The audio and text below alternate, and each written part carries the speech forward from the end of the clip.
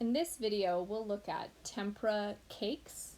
Originally, tempera was made with pigment mixed with egg yolk as a binder, but the tempera that we use in schools doesn't have any egg in it.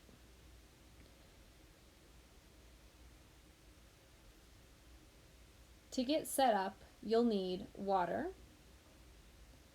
You'll need some tempera cakes. Be careful when you open them.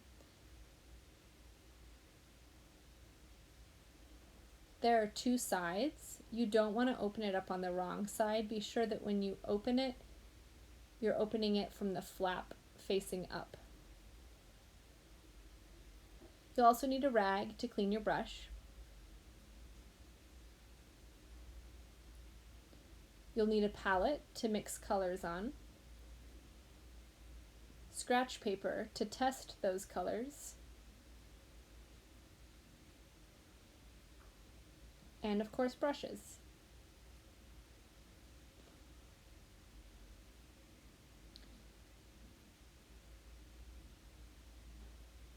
Tempera is similar to watercolor in that you need to add water to start using the paint.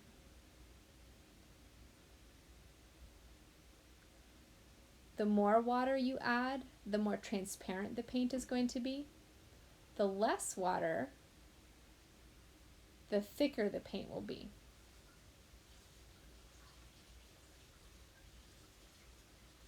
So if you have an area that's dry, one thing that tempera does nicely is layer. So try painting one color on top of another.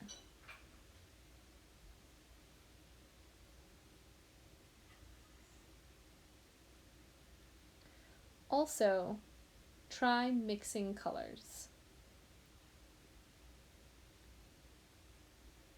You can get a lot of different purples just by using red and blue.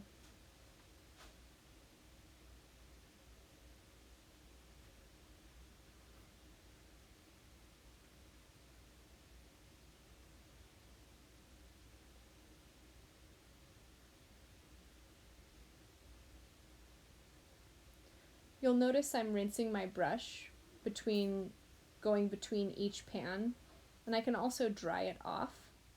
Here I am using a drier brush, getting a more textured effect.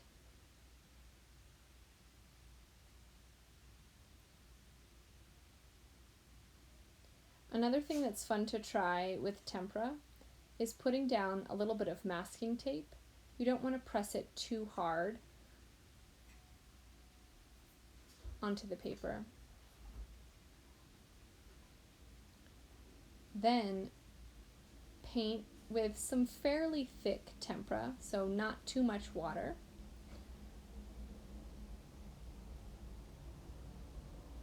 And because it dries so quickly, you can remove the masking tape right away and you'll have a nice clean line.